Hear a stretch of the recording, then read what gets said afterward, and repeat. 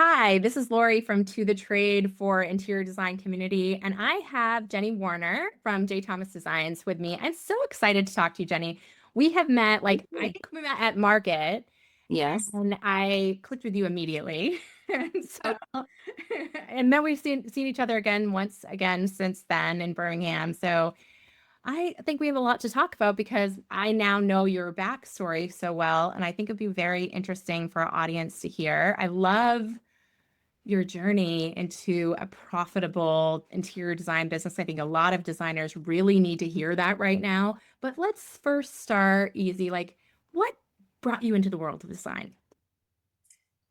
ooh, that's a tough one. I would say I was so lucky to grow up with a mom that was very into design.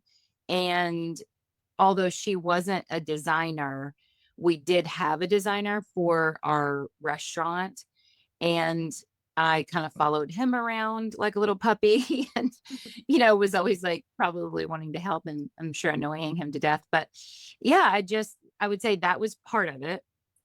And truthfully, the other part is my dad gave me I guess my mom and my dad, a dollhouse for, I think it was like my fifth Christmas, excuse me. And we built it, like hand built it. So like every wooden shingle was glued down. It had like hand sanded hardwood floors and velvet carpets and working lights. And I still have it in my office today. And I then of course started buying things for it and I still do today. And it really, I honestly feel like my parents kind of missed the mark on not seeing what I should have done and encouraging it from a young age based on me loving that house and always redesigning it and everything. That was probably a start. And then I'd say the other thing that really formulated who I am today and what a core part of our business is would be the fact that my dad was such an amazing, he should have been an architect. So he was an engineer, but we added on our house. They did several additions before I was born, but then there was just always something. We were, expanding our deck or redoing the deck or adding on, a different room or whatever. And he would meticulously draw those plans, build it out of balsa wood, so three-dimensionally. So I got to see all that happen, which was amazing. And then I had a hammer in my hand. Like there was no question about, any of it. It was like, no, no, you can help, I'm not sure I was always doing the right thing, but it was such a great learning experience for me to be able to be so hands-on Yeah. and see so many construction projects. Even at my parents owned a restaurant, as I mentioned, and we added on a huge like office and storeroom and walk-in cooler. So like, that wasn't exciting or glorious, but I still got to see that whole process. And I think those were so formative, from say 5 years old to, 12, 13 years old. And then when I was in middle school and high school, we flipped a few lake houses. And when I say we, I mean we did all the work. Right. And again, so formative to what I am today. So that's a huge, construction, new construction, renovations, additions, huge part of our business. DIY, getting your hands dirty, learning on the job. Oh, I I should mean, say we wow. don't do all the work now. No, not anymore. Not Not anymore. anymore. That can go. But actually, what I do tell clients is one of the things about us is I am an advocate for you. I know what is being done properly and what isn't. And so having the knowledge to be able to stand with a contractor, with an architect, with any trade person that's on there and respect what they're doing, but also be able to say, hey, that actually isn't, you aren't putting that tile in correctly. And Right. we aren't going forward with that. Right. And that's a really important lesson, I think, for a lot of interior designers to learn, that goes across the board. So it's your trades, Yeah. how a contractor really works. I mean, really part of what you need to know and be successful in interior design is spotting what is done correctly because and what isn't. Yeah. And that also goes forward into like photography and styling, like all of Absolutely. it. You might not have to do it, but you have to know what good looks like and what Correct. right thing looks like. You have to educate yourself about all Yeah. these aspects of your business. If you want to hire someone to do accounting or SEO, you kind of have to know what they can do wrong so that you aren't making a mistake, down the road. Yeah. Because at the end of the day, if your accountant doesn't pay your taxes for the quarter, you're the one responsible, not the accountant. Right. So that's why we have, big, huge movie stars in jail because their business manager never paid their taxes all those years and they Right. caught. So it's keeping your eye on the tasks that are outsourced or part of the business as well as the stuff that you're doing Yeah. that is your job, It's essentially. important. It is. And that's, all those projects are like such a living, breathing thing that it is just so important to be symbiotic with all those Sure. trades, be able to speak that language and again know those details. Right. So and don't get me wrong, a lot of that has also come from, I'm 24 years in on this business. So that's, You has learn. come from that as Yeah. well. I Yeah. tell I actually tell my kids this all the time, so I guess it would be good for anyone. I learn something on every single job I do. That it's if you aren't learning, I feel like you're dead in the water. I agree. I agree. I mean, things change all the time. And Mhm. so I just kind of like was talking about that this morning and thinking like, when you're first in the job, like it's so important to have mentorship and have Yes. your eyes and ears open and absorb everything. You're like this little sponge and you're trying to like watch everything, learn everything, hear everything.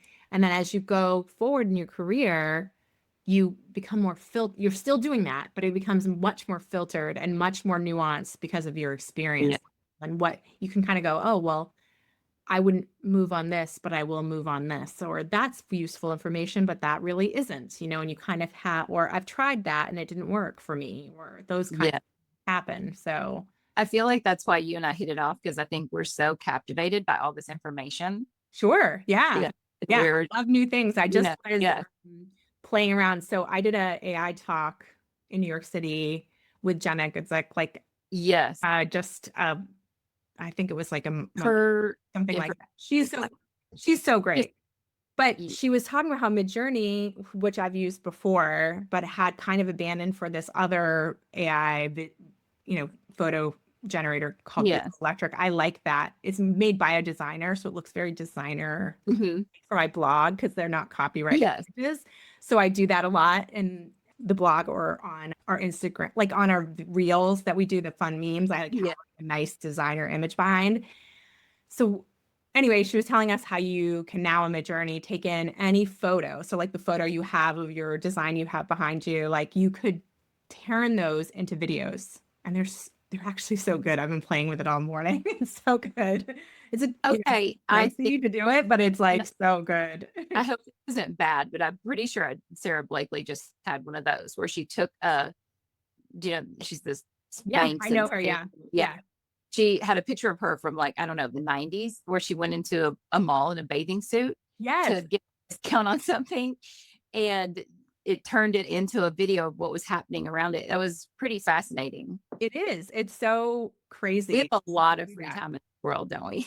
We do. But I mean, honestly, that's going to be a game changer. I know so many Oh, yeah. that have, old photography, but they don't have any kind of way to make it into a reel or, I should make tell it more you from exciting. like 2001 and do that. Yeah. And you could even rip your old stuff and be like, this is what I Yeah. do now. That'd be fun. Yeah. I would watch that. Yes. That's so Yeah. exciting. Like I love when designers have because I posted about that not too long ago too about how like I always get somebody, but like I posted about like how you look at your old work and cringe as a meme, and somebody wrote in like, not me, everything I do is timeless. I was just like, okay. Okay. All We Some of us went through the 90s in those colors, the so Tuscan kitchen they era. were enjoyable then. But Yeah. I mean, I we mean, need it wasn't bad. I liked to Tuscan kitchens back then. I'm not gonna lie. absolutely. In fact, and actually, that's such a good lead in to the fact that we're like so many people are wanting to like neuter their homes now. It Right. whiplash to that. And I'm like, okay, let's not go that far. Right. Let's Let's not make everything have beige. How about personnel. that? Yeah. Yeah. But you had, Uh, so we went to dinner and yes. you had this amazing story about how your dad kind of had a meeting with you after your first year in business. You're so excited. You've got, your first year down, and he went through your P&L, and what happened? Tell me all Yeah. about it. I was so, so lucky to have parents that were entrepreneurs themselves. And also, my dad spreadsheeted everything, which is like, the exact opposite of as a Okay. operative what I want to be working on. I know. My And husband literally says to me, you are chemically resistant to organization. that is so me. But it's It's just funny.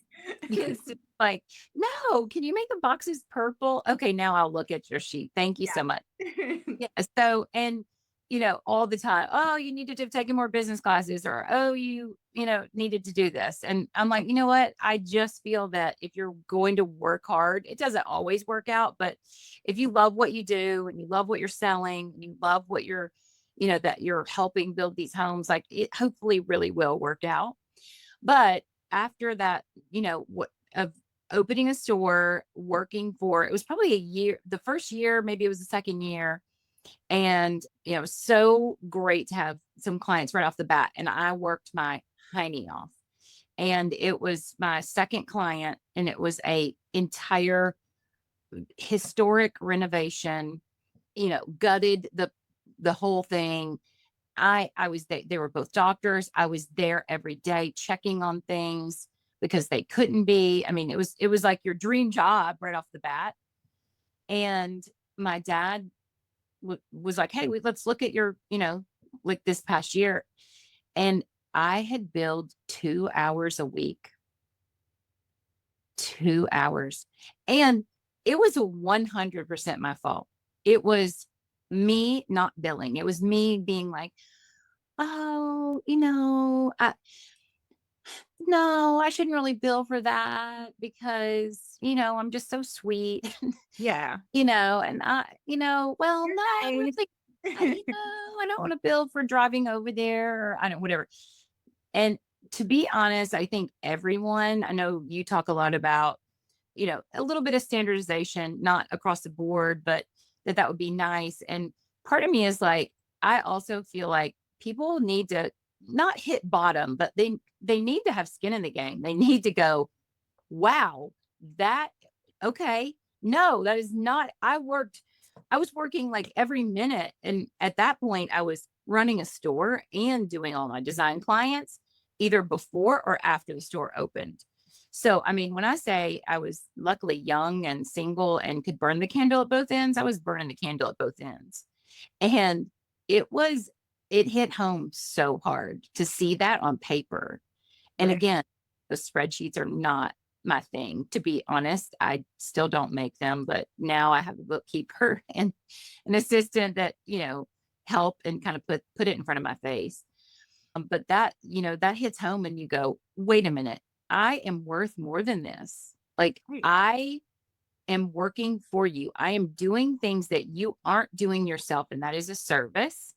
And there's a charge for that service. Right. Right. And we had a dear friend, designer, New England Home Design and Design Interiors. I think New England Home, I think Design Interiors.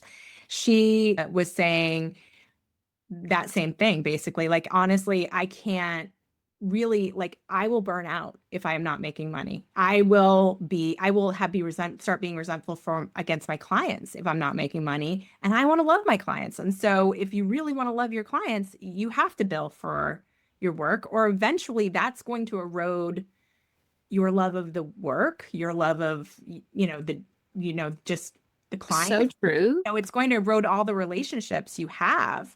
I Even mean, not you just, like to eat. I mean, I yeah, like to eat. I like to pay my power bill on time. I mean, sure. and PS, like the truth of the matter is, name me anything else. One thing that they aren't paying for. they're paying the contractor. And I don't mean that. Are they paying their dry cleaner when they go to drop off their dry cleaning? Or does the dry cleaner go, well, I know you dropped off 20 shirts, but I really only billed you for 13. Right. Because No, you're nice to you're us. so Come in nice. a lot. You know what I mean? Right. It doesn't matter. Your doctor, oh, well, you've had 8 warts removed. I'm just only going to charge you for 6. It doesn't matter. Right. Na- Any other business. And I don't know why I do know that this is a luxury.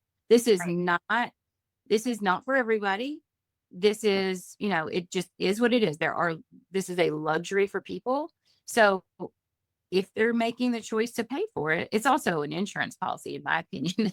So, Right. Yeah. also, but it's just part of, why you can't, you're devaluing yourself if Right. you don't just say, here's my bill. Like, Right. And there are some things I will say, I know thousands of interior designers. I've talked to thousands of interior designers personally in DMs or in phone calls or Zooms.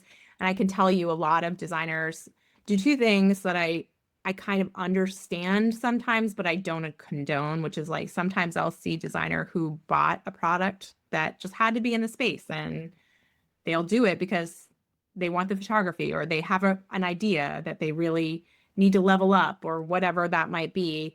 I don't ever condone that, but I have seen it happen. And the other thing is like taking responsibility for things. Sometimes it's like, well, this is a really good client. They've referred a lot of people to me. I really need to take responsibility, even though it's not my fault. You know, and I find that to be also really problematic. I don't think it's necessarily you mean like responsibility for something on a job that wasn't on the there? job that wasn't theirs, Yeah. you know? Yeah. I mean, I think you It is. definitely have I to. just feel like it's always the designer that has to take the hit. Always. Like Yeah. you guys are the first ones to be like, "Ugh," because you have the strongest Yeah. relationship with the client.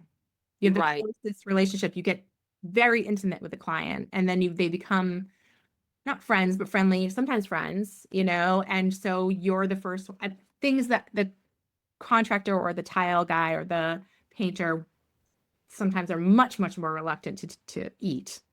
Yeah, it's a hard so those are hard things. I mean, we've definitely had a couple over the years. I mean, Sure.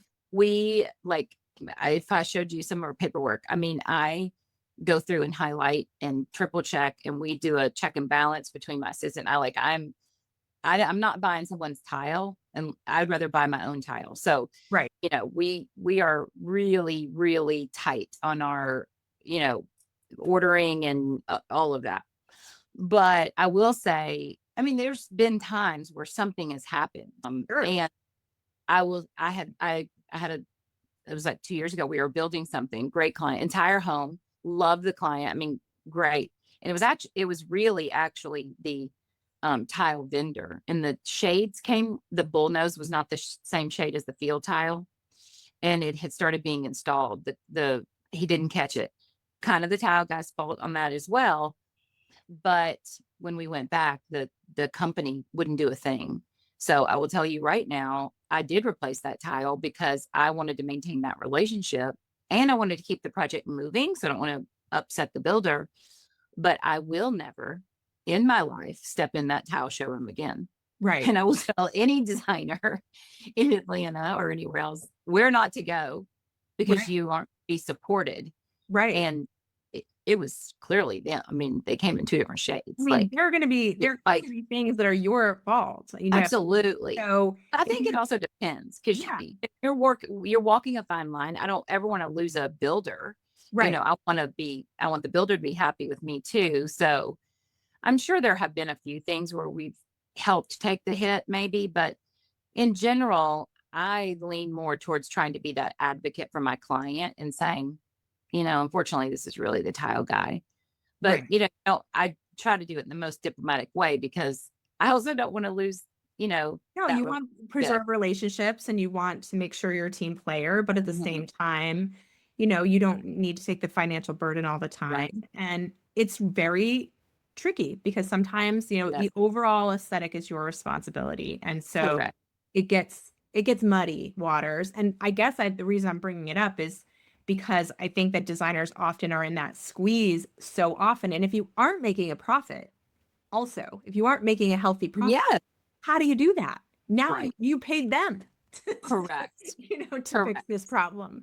Because, if you aren't making a healthy profit, that's what happens. You end up paying, you could be writing them a check at the end of the, Correct. you know, Yeah, we do not get ourselves in that position, but yes. right. Well, and it's really, really why it's so important to have a good relationship and know who you're working with as far A, with the client, and B, with the contractor or, his sub. So, because that is so important as well. Because, you don't want to be screwed over by the contractor, right? Meaning you want to be symbiotic if there is a You problem. want as good a relationship with them as they should want with you. I mean, they Yeah, should be such a win-win situation. Everyone's in correct. their lane and respecting each other and working as a team, the Yes. ideal situation.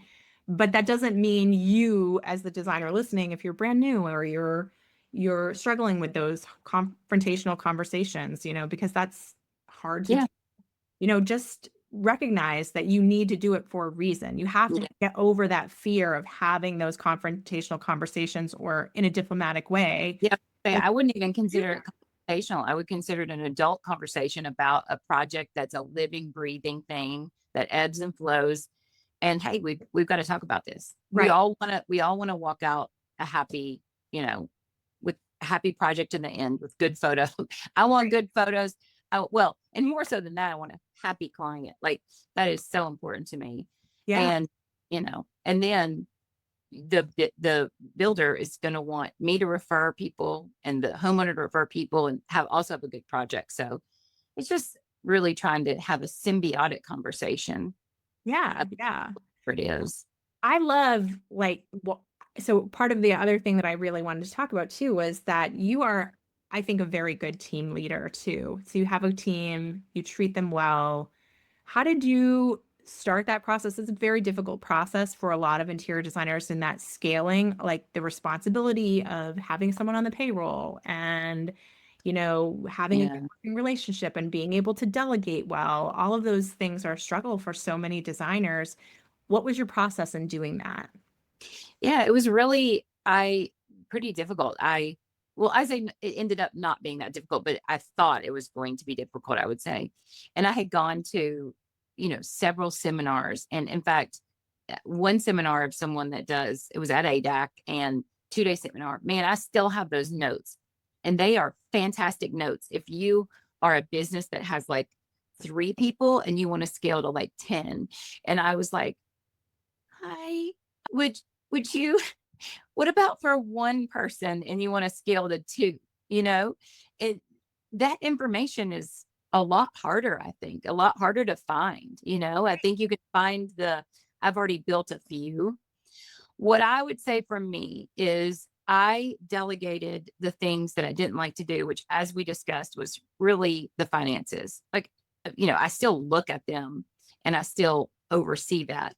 But having a bookkeeper was my very first one. And I'm so lucky. Mine has been with me for, I don't know, 15 years now, maybe or something. And then again, early on, I was very lucky that my dad did that or like helped, I should say, and he helped me, get that set up because you do have to do, all of the things. I mean, I am a corporation, and there's all sorts of paperwork that comes with that, and getting it set up where you know what to do on the 30th of the month or 15th of the month or what if it's once a year and when that is. You've got to get that all sorted out, and then so for me, the bookkeeper was the first one, and then after that, I knew I needed some help. And I did not want another designer right away. I loved the design. I love the design. I didn't feel like I needed any help with that. I then needed help with delegating and tracking all the things that were being ordered and, keeping our binders up to date for each house that we do. And so I started by getting an intern, and I've had good ones, I've had bad ones. I did paid internship. So we're so lucky here in Atlanta. We have SCAD, and Georgia State, and there's other ones as well. But obviously SCAD is, fantastic. And so that was a good place, a resource for me to start to be able to find And I had a couple, like one girl I had for like 3 years. So 2 years while she was in college. And then a year after she went, came and worked for me full time after that.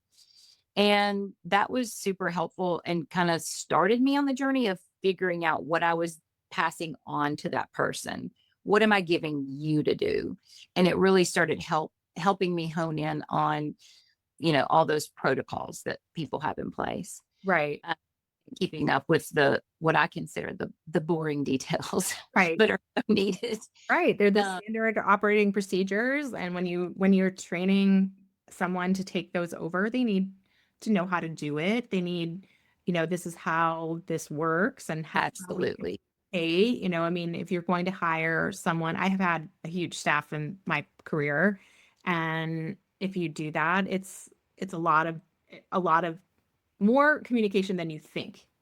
Yeah. Usually more, especially in the Well, beginning. I think that's one of the Communication. hardest things for someone that is a sole person is everything lives right up here in my brain. Right. How do I get that to someone else? Right. And you're kind of I don't know, I'm not really a control freak, but like if you like to know that things are handled, then how do you there's that layer too. Like, how do you do that and know that it did get handled? Right. And so I think just it's a learning curve. So I very much learned from that first and second intern, probably as much as they learned from me, because I wasn't sure what I needed to pass off to them. And then just was, trial and error on that. And for me, it's all of the tracking of, everything our install. I want, now. So let me back up to say, so I did that.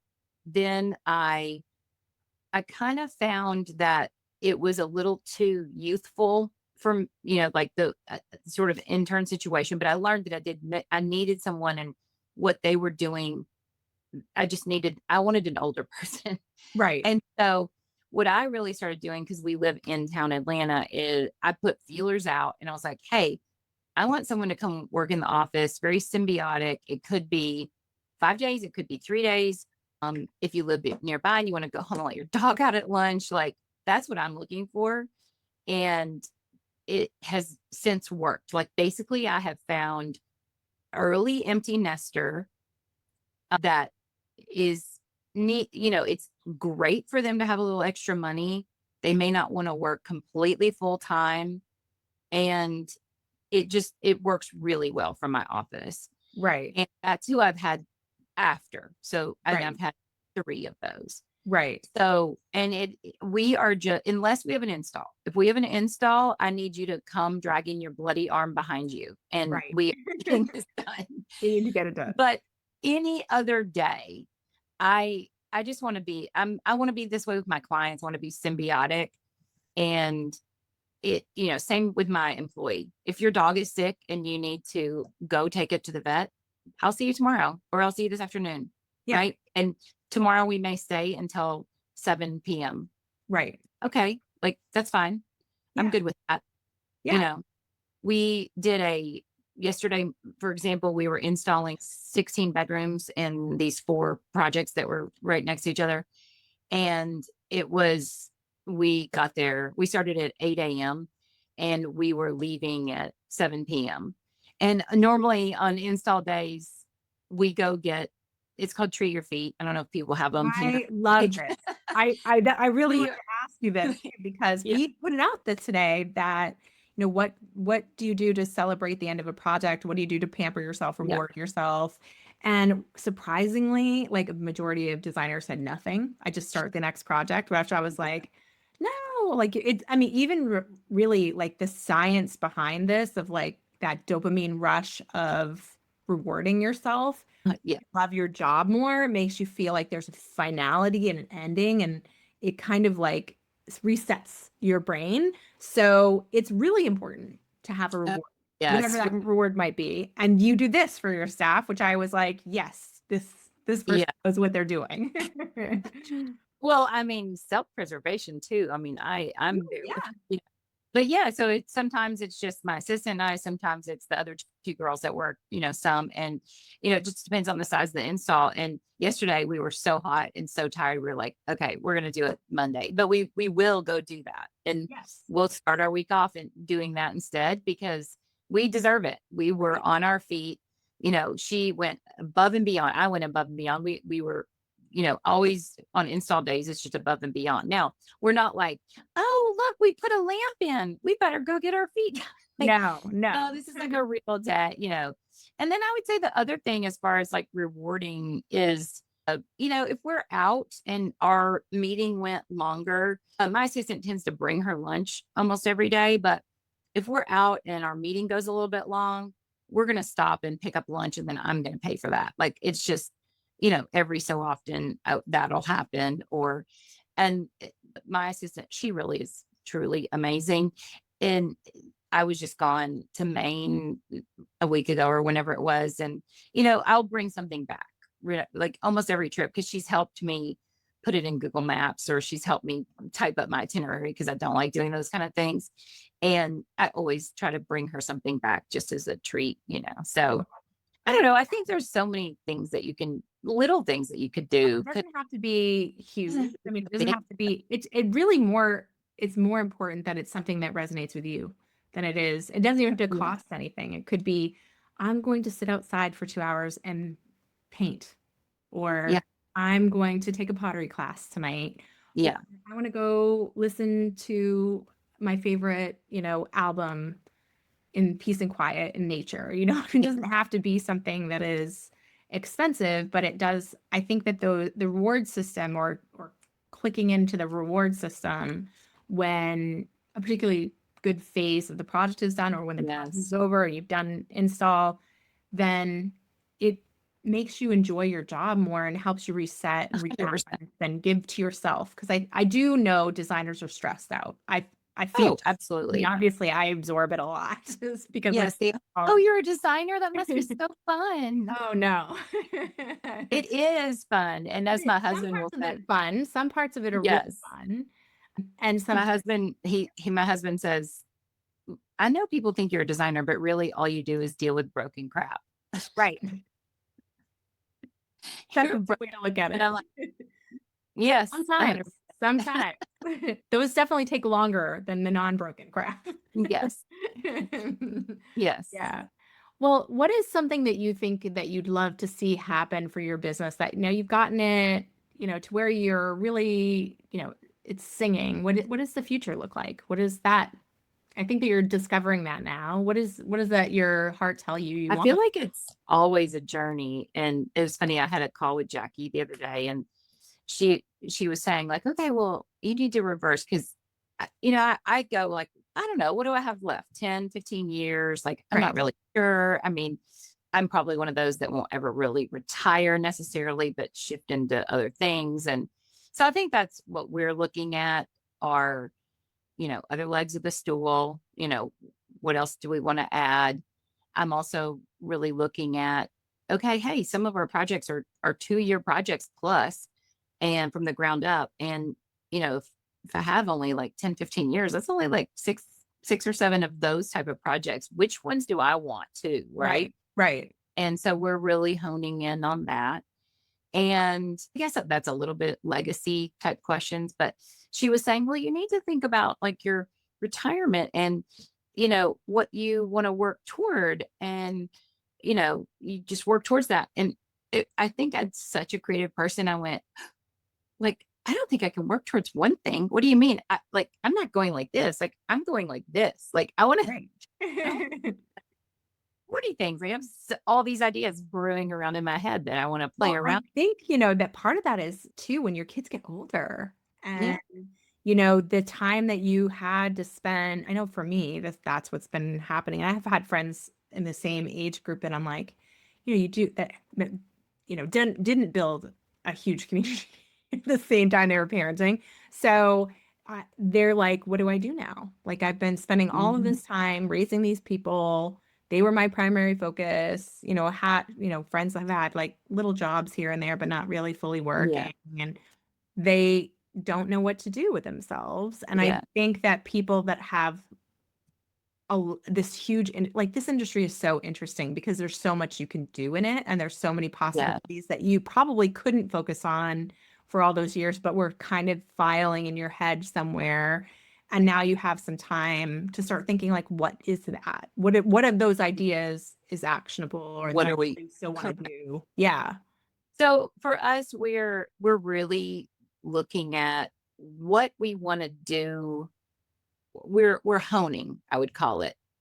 We're sharpening, we're honing. We've already built, I think, as far as the design goes, where we want that to be and what systems we have. And so we're just refining and honing and sharpening.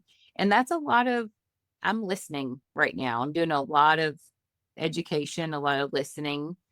When I came over and saw you, that was a great day. There were some really great tidbits there.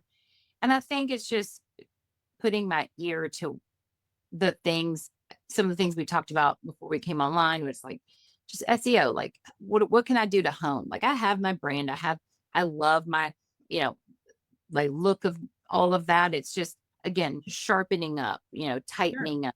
Where can I, work on what can I work on to attract even more Correct. ideal client Yes. or refining the process? And we're working with a couple different people to just see, where should our eggs be going? you Right. know, should I Right. be making multiple baskets? Should I keep these here? Sort of, Right. I would call it's somewhere between a business assessment is really what it, Right. I think, Right. boils down to.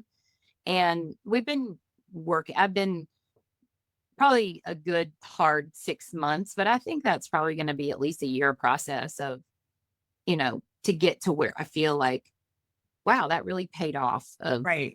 you know, all the investment I made and, listening and taking all those tidbits and honing in on it and taking some action on, it's really smaller things for us. So it's not like I need to burn my website down and start over. It's No, like, no, I no. need these tweaks, Yeah. and Yeah. wow, you don't have that turned on. And, so you've got to do that. So that's really what we're working on. And I will uh, say out because I just love her. She's also a caveat on our board, but there is no one better, I think, in that assessment of a business at that level that other than Shemin. And you can look yeah, at her at shemin.com. Like she's been an editor for Elle Decor. She was vice president of Hypermarket. She started the Style Spotter program. She works with some of the best designers. I can't promise she takes, if you're listening, I can't promise she'll take you on because she lives a very comfortable life where she doesn't really have to take on every client and right. she likes to work with people that, Yeah, you connected us, and yeah, that's she is. Yeah, Shaman Taylor Smith. She is amazing, amazing, amazing, high level, and because I've watched a lot of designers come to this process over the 12 years I've been doing interior design community that sometimes diversify into things that might be more vanity led and actually take a lot of profit from their last years, which are your most highly profitable years of your career. So really thinking about this, so maybe that book deal you want or that licensing deal you want that might initially be very expensive for you to do. yeah, It might cost you money, not make you money. Certainly not right away. At the show house, those standard things that, at a certain point in your career where you have clients coming in, it's not quite as necessary to have that expense. And so things like that, just really thinking yeah. It's really sometimes it is important and sometimes it isn't. It's like, where uh, are you in your career? What is it you're trying to do? Where what are you going to do with it? Because those things don't make money. They do sometimes make you money down the road. So yeah, somebody who buys the book might become your best client you've ever had, true, or you might not have that. Someone correct. who visits the show house might be the best client you've ever had, or it might not happen. You know what I Correct. mean? So people do buy into momentum. So knowing what that momentum is that is profitable at the right time in your life is super huge, super huge. Yeah. And there's a real vulnerability there. I was talking to Jackie and I was like, "Oh, this is kind of me being vulnerable. I'm the one who is extremely clear on my decisions all week long. Like, yes, this fabric. Yes, that's the tile. Yes, we'll take that project. Like, I'm the person who is, looking at that, seeing what's coming, reacting, making those decisions, making sure we've got all of our agendas made for the week. I mean, there's a lot of like, well, I say there are unknowns, but like I'm making a lot of decisions. I'm the decision maker, right? And then you also want to access this entire part where you want to grow. And I think that's kind of tough too, where you really have to like dig deep, open up, literally look at someone. I mean, I looked at you and went, help. I was like, hi, you look really sweet. Thanks for helping me. Can you help me with my whole second part of my life?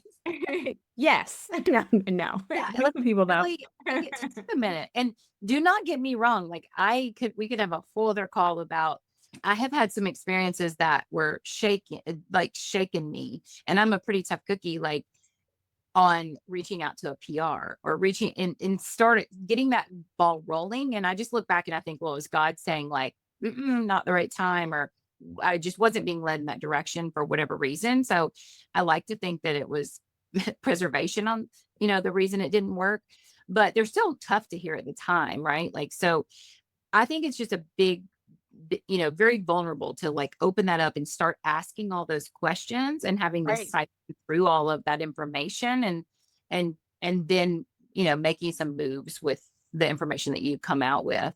Do you And think that part of that is you have, I mean, I would just say as an observer of designers, there is ego at play.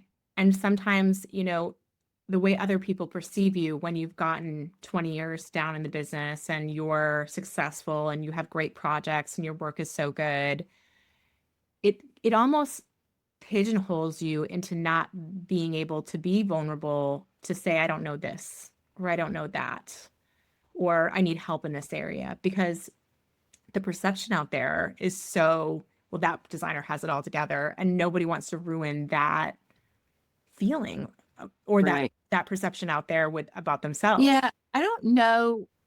I definitely don't think it's like ego for me. Like Oh, not you, but I'm but I'm yeah, saying but like I think I that's think that's part a of it. I think it's more for me. It's just like that I'm the person that's supposed to have the answers all week long sure, and sure. month long and all year long. And then it's like, okay, but I don't have the answers over here.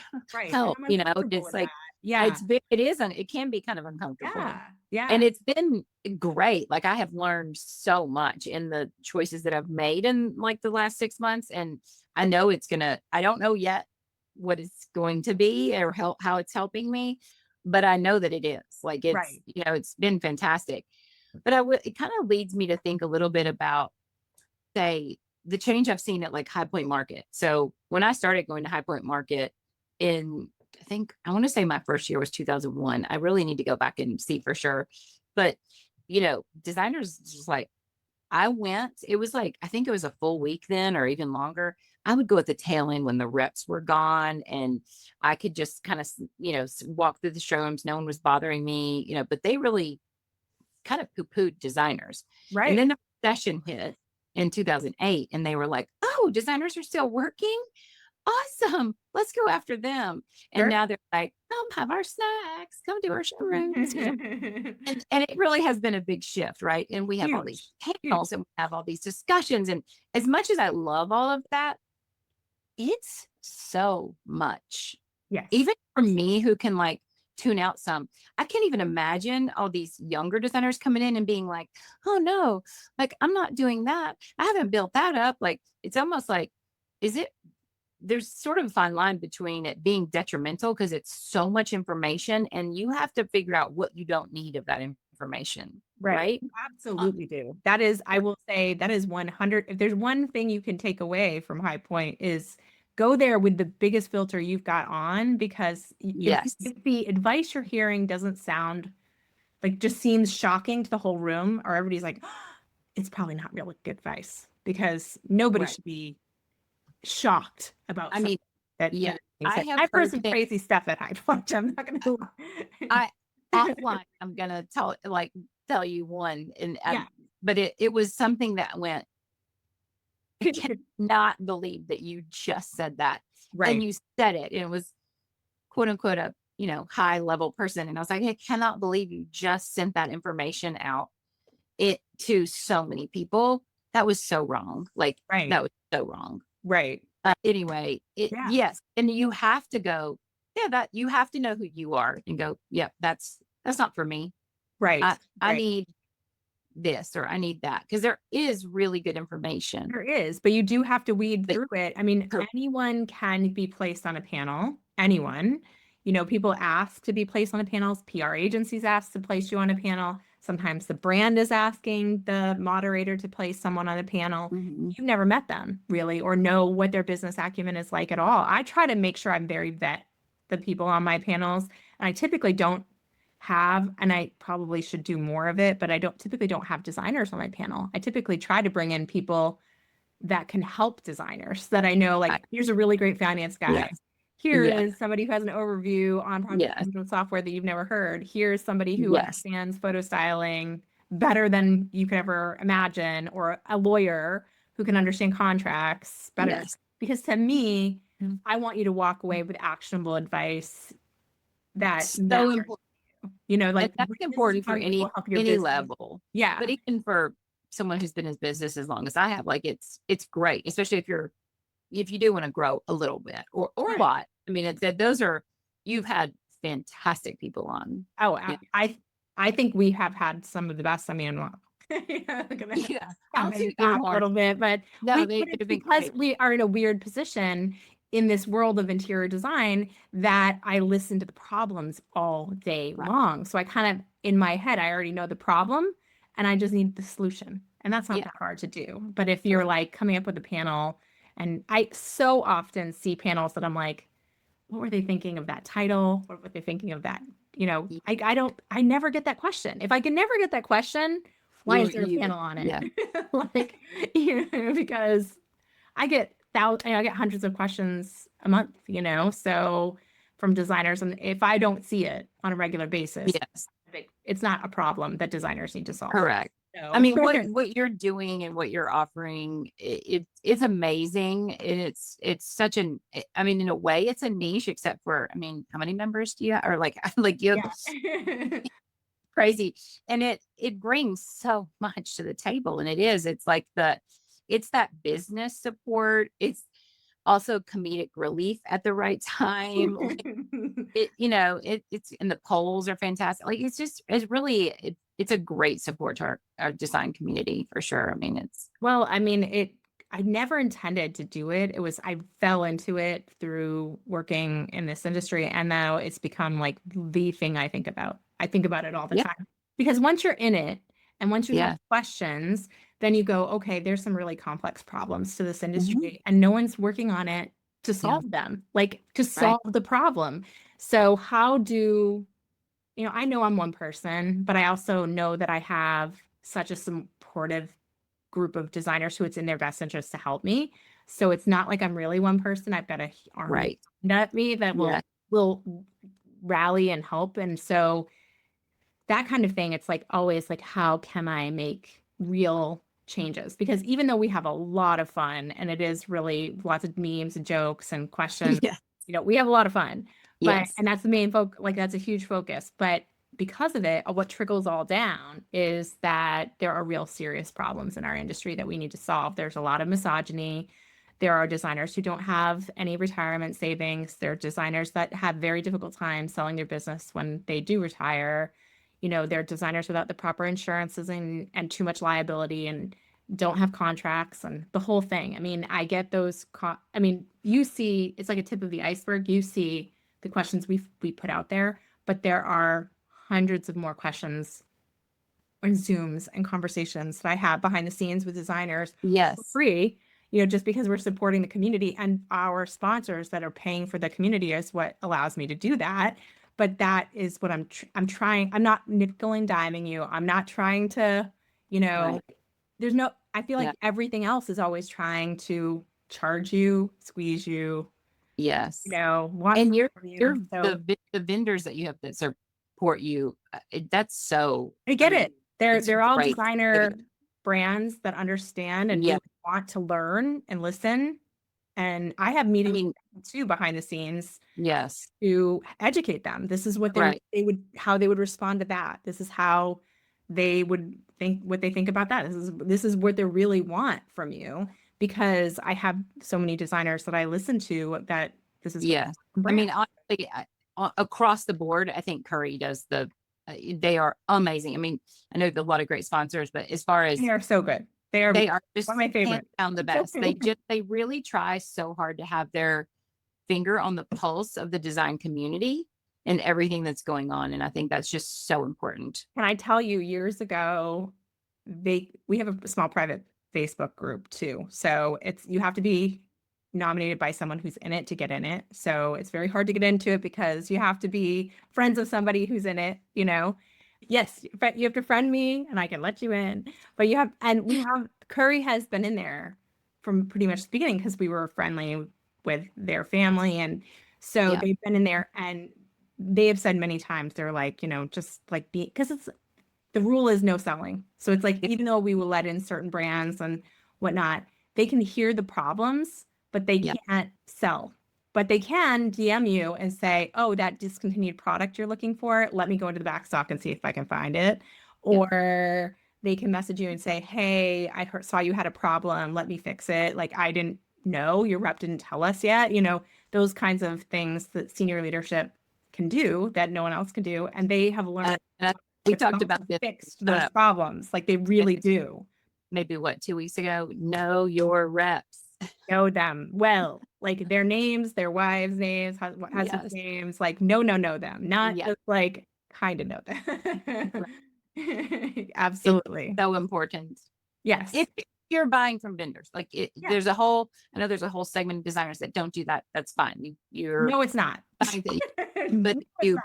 It's also if you very are horrible. Do not buy take from e-retailers who give you 10% and then also give 10% to your client and then yeah, tell them what you bought and undercut you every minute. Don't do that either. Get into the if you're in this yes, for a business, you're in this to make money. You need brands that you can make money on the product. So 100%. And just know that there are other brand like you. There's a couple right off the bat. I mean, that I could say, yeah, we're unless I absolutely have to, like you said, where it's like this is the correct pendant light for this kitchen, and it's going to make my pictures look great. It's going to make the homeowner happy, like all the things. I'm gonna. There are so many other options out there right, that want to work with designers, and absolutely. don't tier you at, you know, And honestly, if you want those brands to exist, you have to support them back. If you want correct. great brands that really support designers, part of that means trying to be as loyal to them as they are to you. If they're really Yeah, digging in and learning about our industry, we kind of have to support them back, and not always going with the cheaper option or the knockoff of their product, but the product right. itself, because we want quality craftsmanship and we want it to stay. And right now, I can tell you, it's not a great year for a lot of manufacturers. They're really Mhm. struggling. So anything we can do to support the trade Yeah, brands, the better. We want them to come out at the other side of this, just like yeah, we want to be out on the other side of this. So that's my advice. yeah. It's good. Yeah. Yeah. Well, thank you so much. This has Oh been god, so awesome. I'm going to make sure everyone has your Instagram, your website, and can connect with you, follow you, find awesome. out more about you because I think I'm a huge fan and I want them Well, to. same. We've had so much fun getting to know each other too, and Yeah, really fun to chit chat about absolutely. business, life, everything. I love it. I love it. Well, thank you so much. Bye. Bye.